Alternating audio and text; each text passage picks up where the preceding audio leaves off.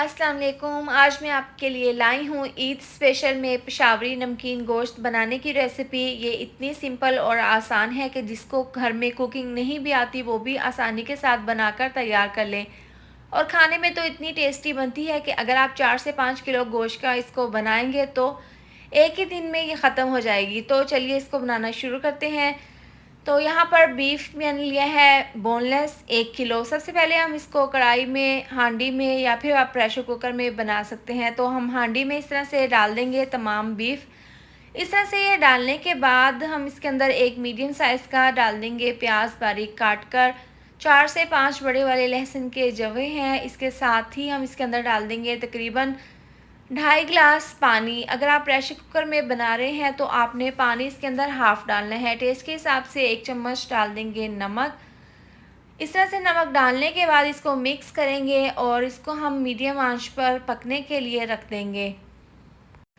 3 से 4 मिनट हो गए हैं इसको पकते हुए। देखें इसमें पानी में बॉयल आना स्टार्ट हो गया है। अब इसको इस तरह से दोबारा से हम मिक्स कर देंगे और दोबारा से हम मीडियम आंच पर इसको तकरीबन 20 से 25 मिनट के लिए पकने के लिए रख देंगे। बीफ को यहाँ पर पकते हुए 25 मिनट हो गए हैं और दरमियान में आपने 2 से 3 बार ढक्कन खोलकर चेक कर लेना है। तो यहाँ पर बोटी तोड़कर मैं चेक कर लेती हूँ। बीफ अच्छे से गल चुका है। इसमें जो थोड़ा बहुत पानी बाकी है तो इस पानी को हमने हाई फ्लेम पर ड्राई कर लेना है। अगर आपका बीफ ना गले तो आप मज़ीद इसके अंदर थोड़ा सा पानी और शामिल कर दें और 10 से 15 मिनट के लिए और पका लें। इस पॉइंट पर इसके अंदर 4 चम्मच ऑयल डाल देंगे। इसके साथ ही आधी चम्मच पिसी हुई काली मिर्च डाल देंगे। अब इन दोनों को डालने के बाद अच्छे से मिक्स कर लेंगे और मिक्स करते हुए हमने पानी को यहाँ पर ड्राई कर लेना है और यहाँ पर पेशावरी नमकीन गोश्त को अच्छे से हमने भून लेना है। तो देखिए पानी यहाँ पर ड्राई हो गया है। अब हमने 1 से 2 मिनट तक इसको बहुत अच्छे से भून लेना है। तो देखिए ज़बरदस्त हमारा ये पेशावरी नमकीन गोश्त तैयार है। बहुत ही सिंपल और आसान सी इसकी रेसिपी है।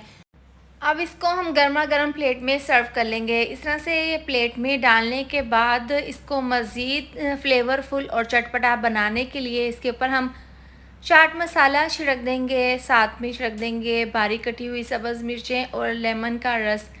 इससे बहुत ही ज़बरदस्त फ्लेवर आएगा। तो आप इसको ईद पर ज़रूर ट्राई करें। वीडियो अच्छी लगे तो लाइक और शेयर कर दें। चैनल पर न्यू है तो चैनल को सब्सक्राइब कर दें। मिलते हैं नेक्स्ट वीडियो में। अपना ढेर सारा ख्याल रखें। अल्लाह हाफिज़।